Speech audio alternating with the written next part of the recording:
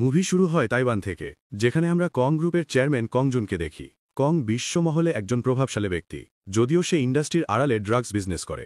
তবে সে এতটাই শক্তিশালী যে আজ পর্যন্ত এটা প্রমাণ করা তো দূরের কথা, কেউ তার ধারে কাছেও ঘেঁষতে পারেনি। তবে ইদানিং তার কোম্পানির বিরুদ্ধে নকল কার্বন অক্সাইড বিক্রি এবং নেট ফিশিংয়ের নিয়ম ভঙ্গের অভিযোগ উঠেছে। আজ যেটার প্রথম ট্রায়াল ছিল, এইসবের জন্য কং তার লোকদের উপর প্রচণ্ড রেগে যায়। পুরো দেশ তার পকেটে, অথচ তাকে অহেতুক কোর্টের পিছনে সময় নষ্ট করতে হচ্ছে। এরপর আমরা মিসেস কংকে দেখি, যে তার চাইতেও এক গ্রেড উপরে ছিল, যাকে আমরা জুই বলে ডাকব। জুই শোরুমের পাশ দিয়ে যাওয়ার পথে একটি লাল ফেরারি দেখে ভিতরে প্রবেশ করে। সেলসম্যান ফেরারির কার্যক্ষমতার ডিটেলে তাকে বলছিল। তবে জুই কোনো কথা বলে না, সে একদম চুপ থাকে। সে শুধু বলে, আমি কি এটা চালিয়ে দেখতে পারি? সেলসম্যান বলে, হ্যাঁ হ্যাঁ, অবশ্যই। জুই প্রথমে তার হিল খুলে সেলসম্যানের হাতে দেয়, তারপর হাতের মোজা খুলে আর রিয়ার ভিউ মিরর ঠিক করে নেয়। সে গাড়ি স্টার্ট দেওয়ার আগে সেলসম্যানকে বলে, তুমি কি রেডি? সেলসম্যান স্বাভাবিক কণ্ঠে বলে, জি ম্যাডাম, শুরু করুন। পরে দেখা যায় জুই এতটাই স্পিডে গাড়ি চালাচ্ছিল যে সেলসম্যান ভয়ে কাঁপাকাঁপি শুরু করে দেয়। সে ভয় ভয় বলে, আপনি কি গাড়ি সত্যি চালাতে পারেন? জুই তখন আরও স্পিড বাড়িয়ে দেয়। দেখতে দেখতে গাড়ির স্পিড হয় 190। জুই যে এতটা দক্ষ ড্রাইভার, এটা সেলসম্যান স্বপ্নেও ভাবতে পারেনি। জুই পরে গাড়িটি কিনে নেয়। তার লাইফস্টাইল অত্যন্ত ব্যয়বহুল ছিল। সে কোনো কিছু কেনাকাটার আগে কখনোই প্রাইস দেখে না, তার শুধু পছন্দ হতে হবে। তবে সে যার জন্য এত আরামের লাইফ পেয়েছে, সেই কংয়ের সাথে তার বৈবাহিক জীবন ভালো ছিল না। কং জুইয়ের থেকে খুব একটা গুরুত্ব পেত না। তবে কং জুইকে প্রচণ্ড ভালোবাসে। সে সবসময় চেষ্টা করত জুইকে খুশি রাখার। এরপর আমরা জুইয়ের ছেলে রেমেনকে দেখি। শুধু জুইয়ের ছেলে কেন বললাম? কারণ রেমেন কংয়ের ছেলে না। রেমেন তার বাবাকে কখনোই দেখেনি। জুই তাকে বলেছে এক কার অ্যাক্সিডেন্টে তার বাবা মারা গেছে, এবং সে একজন শেফ ছিল।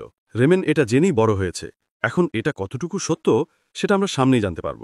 তবে রেমেনের কিছু বৈশিষ্ট্য আছে, যেমন সে অত্যন্ত সাহসী এবং প্রকৃতিকে খুব পছন্দ করে। এছাড়া সে খুব ভালো পেন্টিংও করতে পারে। তার বাবা যেহেতু একজন শেফ ছিল, তাই সে নিজেও একজন শেফ হতে চায়। তবে এখানে একটা সমস্যা আছে, সেটা হলো রেমেন যেহেতু প্রকৃতিকে খুব পছন্দ করে, তাই সে কংকে একেবারেই সহ্য করতে পারে না। কারণ কংয়ের বিজনেস পুরোটাই ছিল প্রকৃতির বিরুদ্ধে। তার কোম্পানির কারণে প্রতি বছর গড়ে 6 লাখেরও বেশি তিমি মাছ মারা যায়। তাই রেমেন মনে করে কং পুরো ইকোসিস্টেম নষ্ট করছে। এখন এটা সত্য যে কং কোনো ভালো মানুষ না। সে সব ধরনের ইল্লিগেল কাজ করে থাকে। তবে তার কিছু ভালো দিকও আছে। যেমন কং ভালো করেই জানে জুই এবং রেমেন তারা দুজনই তাকে পছন্দ করে না। তবু সে সবসময় তাদেরকে খুশি রাখার চেষ্টা করে, তাদের সমস্ত জরুরত পূরণ করে, তাদের দেখাশোনায় কোনো কমতি রাখে না। তো যাই হোক, এরপর সিন কাট হয়ে আমেরিকায় নিয়ে আসা হয়, যেখানে আমরা এই মুভির সবচেয়ে গুরুত্বপূর্ণ ব্যক্তি জন ললারকে দেখি। এখানে পুলিশ জনকে গ্রেফতার করার জন্য ঘিরে রাখে। তবে মজার বিষয় হলো, জন নিজেও একজন আন্ডারকভার পুলিশ অফিসার। তবে তার কাছে আইডি না থাকায় পুলিশ তাকে বিশ্বাস করে না।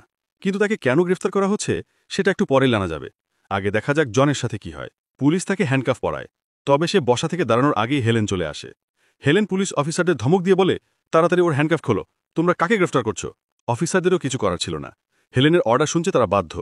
যদিও হেলেন জনের উপর রেগেছিল, হেলেন বলে, আমি তোমায় বলেছিলাম শুধু নজর রাখতে, নাকি সবকিছু বরবাদ করতে? তখন তার স্যান্টিয়াগোর কথা মনে পড়ে। সে জানতে চায় স্যান্টিয়াগো কোথায়। পরে দেখা যায় স্যান্টিয়াগোকে স্ট্রেচারে করে ভিতর থেকে বের করা হচ্ছে। তার অবস্থা খুবই খারাপ ছিল, সে ঠিকমতো কথা বলতে পারছিল না। এটা দেখে হেলেন আরও রেগে যায়। জনের কাছে জানতে চায়, ভিতরে কি হয়েছে, পুরো ঘটনা বলো।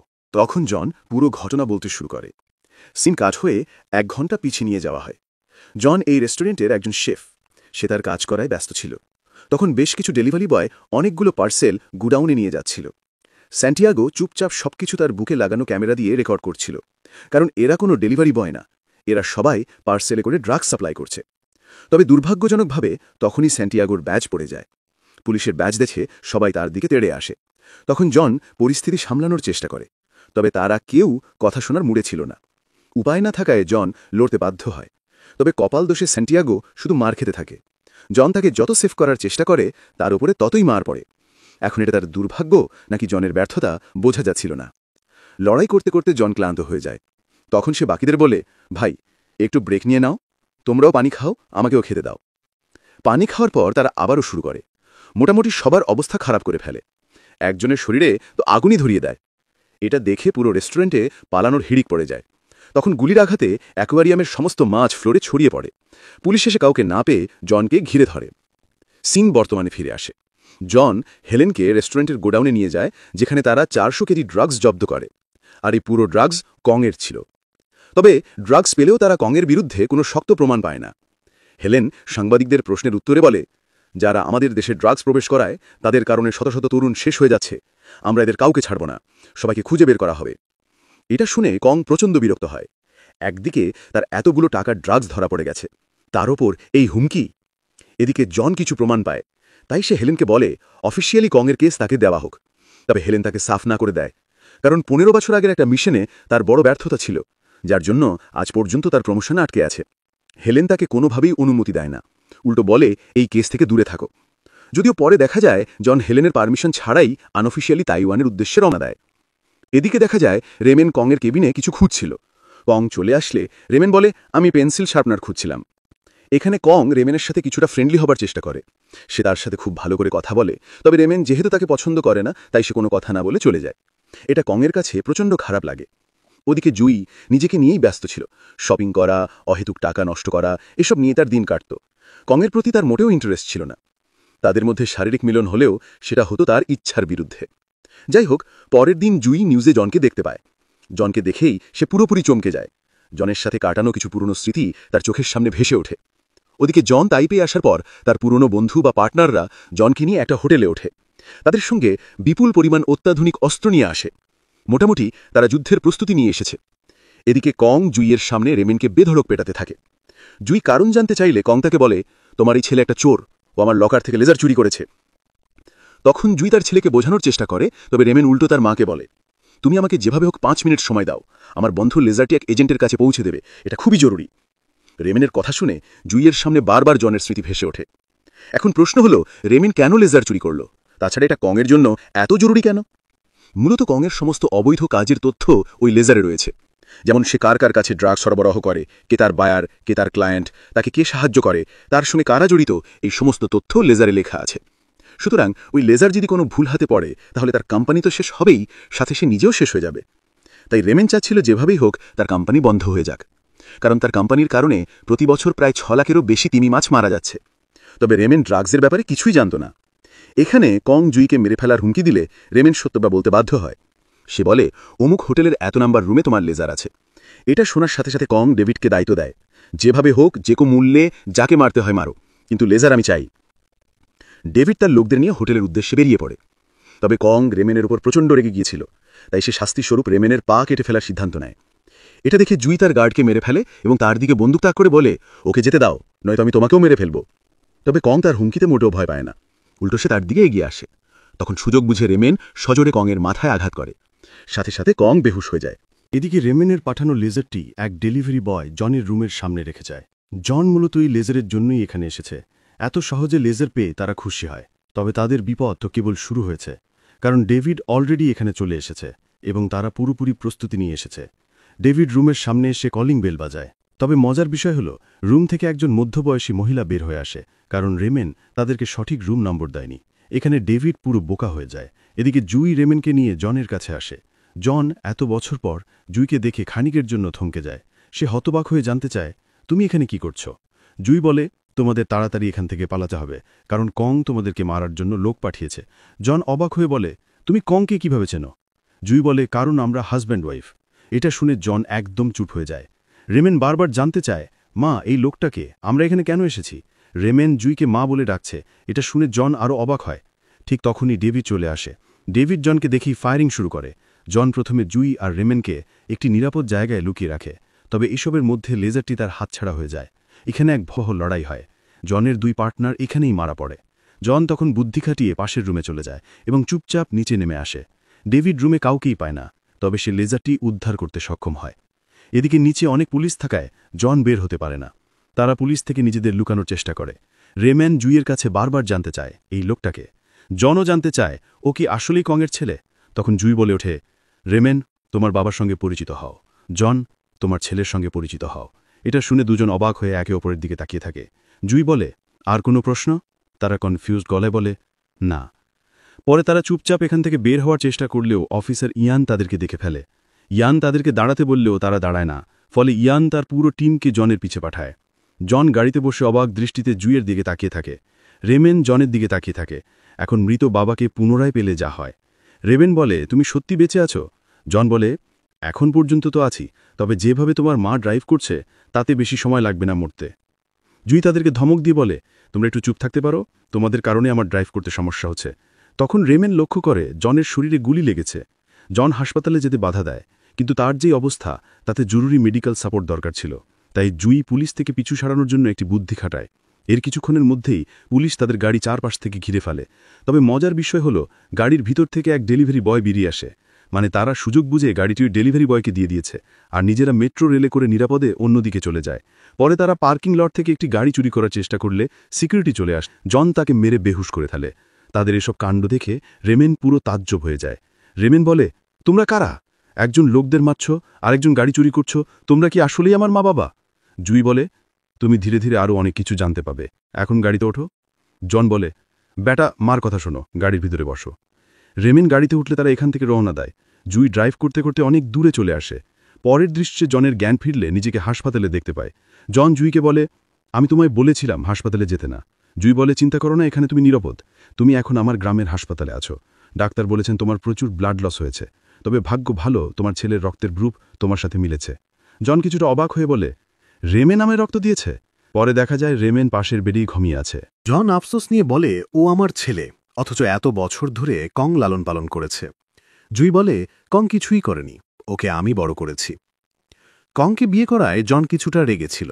জুই রেগে বলে, তখন আমি একা ছিলাম, তাই ওকে বড় করার জন্য আমার যেটা সঠিক মনে হয়েছিল আমি করেছি, সুতরাং আমার সিদ্ধান্তের ওপর প্রশ্ন তোলো না। জন আর কিছুই বলে না, সে চুপ হয়ে যায়। এরপর জুই তার দাদির কাছে যায়।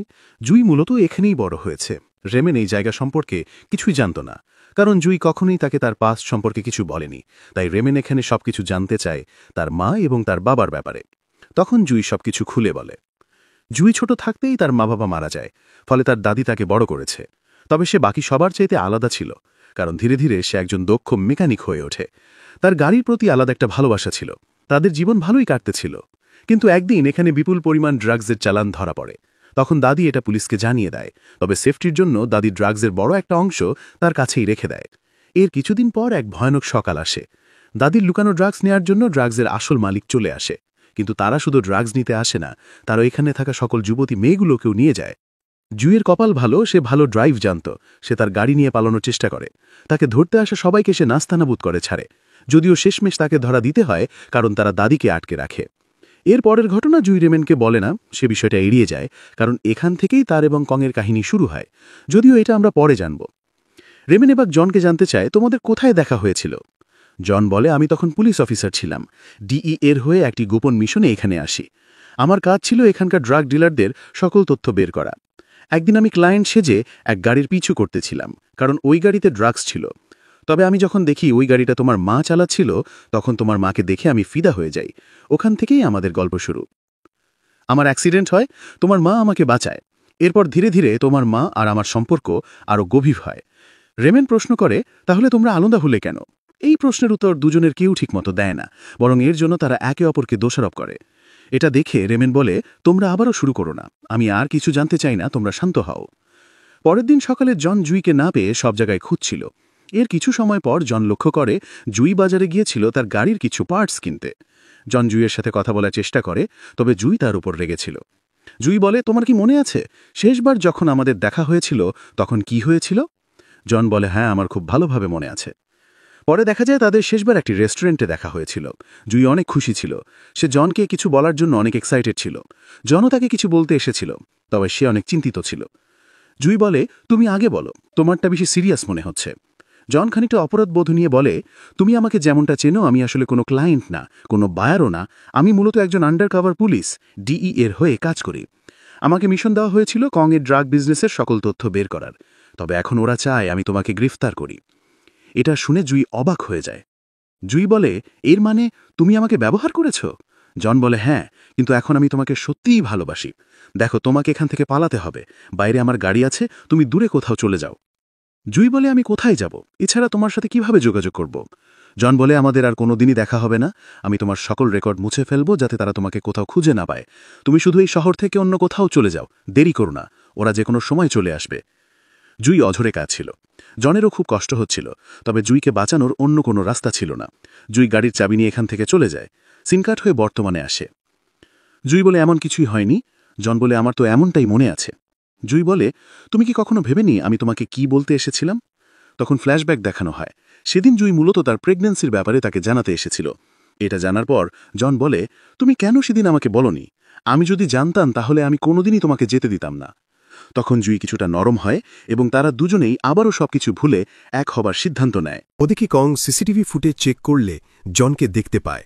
জনকে দেখে সে চমকে যায়, তার মনে সন্দেহ জাগে। তাই সে জুইয়ের পার্টস চেক করে, যেখানে জুই আর জনের ছবি খুঁজে পায়। এটা দেখে সে রাগে ফুঁসতে থাকে। এদিকে জুই দেশ ছাড়ার পরিকল্পনা করে এবং সবকিছু রেডি করে ফেলে। ওদিকে কং জুইকে কোথাও না পেয়ে ডেভিডকে বলে, তুমি জুইয়ের গ্রামের বাড়িতে লোক পাঠাও। যদিও ও বলেছিল কোনোদিনই ফিরে যাবে না, তবুও ওখানে খোঁজ করো। এদিকে জন রেমেনের কাছে জানতে চায় কংয়ের কাছে আর কোনো লেজার আছে কিনা। রেমেন বলে, জানি না, তবে ওর কাছে একটা মূর্তি দেখেছি যেটা ও খুব সামলে রাখে। আমার মনে হয় ওটা আসলে মূর্তি না। জন বলে, ওটা একটা পেন ড্রাইভ।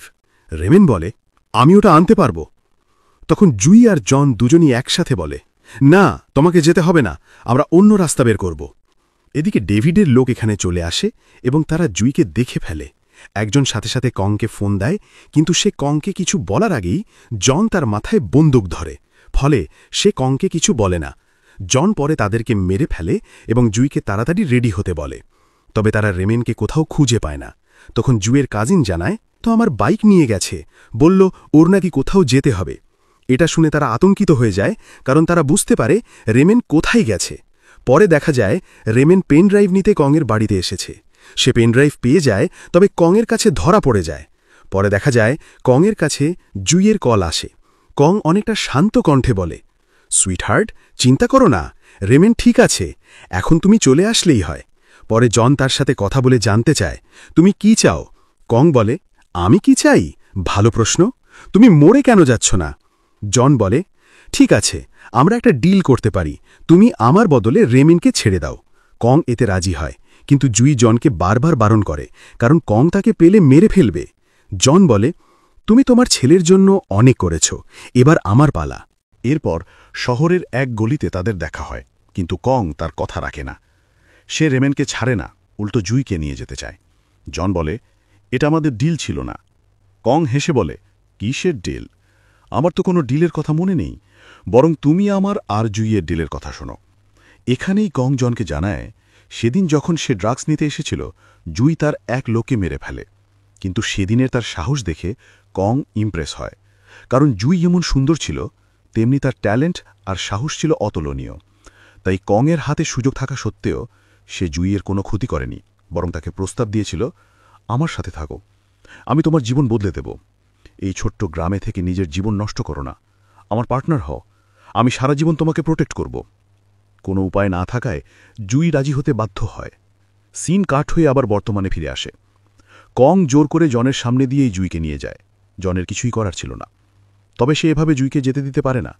তাই সে তার দক্ষতা কাজে লাগিয়ে কংয়ের 3 গার্ডকে মুহূর্তেই মেরে ফেলে। এরপর টার্গেট করে ডেভিডকে, যে কংয়ের গাড়ি চালাচ্ছিল। এটা দেখে জুই রেমেনকে নিয়ে নিচে ঝুঁকে থাকে। পরে জন শুট করে ডেভিডের মাথা উড়িয়ে দেয়। এটা দেখে কং ডেভিডকে গাড়ি থেকে ফেলে দিয়ে নিজেই গাড়ি চালাতে থাকে। কং প্রচণ্ড রেগেছিল। জুইকে বলে, তোদের জন্য আমি কি না করেছি, আর তোরা আমার সাথে এমনটা করছিস? তবে মজার বিষয় হল, কং জুইয়ের জন্য এতটাই পাগল ছিল যে এত কিছু হবার পরও সে আবার নতুন করে শুরু করতে চায়। সে জুইকে বোঝাচ্ছিল আর ড্রাইভ করছিল। ঠিক তখনই জন চলন্ত গাড়ির ভেতরে ঢুকে পড়ে এবং কংকে গাড়ি থেকে ফেলে দেয়। জনের এই কাণ্ড দেখে রেমেন আর জুই দুজনেই অবাক হয়ে তার দিকে তাকিয়ে থাকে। জন বলে, তোমরা ঠিক আছে তো? রেমেন বলে, ঠিক আছি, তবে কং পেন ড্রাইভ নিয়ে পালিয়েছে। জন কংয়ের পিছু নেয়। কং পালাতে পালাতে এক সিনেমা হলে ঢুকে পড়ে। এখানে দুজনের মধ্যে লড়াই হয়, তবে শেষমেশ কং হার মানে। পরে দেখা যায় পুলিশ কংকে গ্রেপ্তার করেছে। জনকেও আটকানো হয়, যদিও পরবর্তীতে হেলেন তার জামিন করায়। হেলেন জনের উপর প্রচণ্ড রেগেছিল। সে বলে, আমি তোমাকে ছুটি কাটাতে বলেছিলাম, নাকি কোনো লেজারের পিছে যেতে বলেছিলাম? তখন জন হেলেনকে কংয়ের সেই পেন ড্রাইভ দেখায়। জন বলে, এই পেন ড্রাইভের ভেতর রয়েছে কংয়ের সকল ইল্লিগাল কাজের তথ্য, শিপিং, ম্যানুফ্যাকচার, সাপ্লায়ার, বায়ার, অবৈধ কার্বন অক্সাইড। কংয়ের কাহিনী শেষ করতে যথেষ্ট। এটা শুনে হেলেন খুশি হলেও জন অর্ডার ফলো না করার কারণে কিছুদিনের জন্য তাকে আন্ডারগ্রাউন্ডে থাকতে বলে। ইয়ান জনকে তার পাসপোর্ট দিয়ে দেয় এবং ইমিডিয়েটলি তাইপেই ছেড়ে যেতে বলে। জন খুশি হয়, কারণ সমস্ত সমস্যা শেষ হয়েছে। তাছাড়া এখন থেকে তার ছেলে এবং তার সবচেয়ে প্রিয় মানুষটা তার সাথেই থাকবে। পরে দেখা যায় তারা ছুটি কাটাতে ফ্রান্সে যায় এর কিছুদিন পর তাদের একটি ফুটফুটে কন্যা সন্তান জন্মগ্রহণ করে আর সেই সুন্দর মুহূর্ত দিয়েই মুভির সমাপ্তি ঘটে। বন্ধুরা, এক্সপ্লেনেশন ভালো লাগলে অবশ্যই একটা লাইক দিও, আর হ্যাঁ, সাবস্ক্রাইব করতে ভুলো না।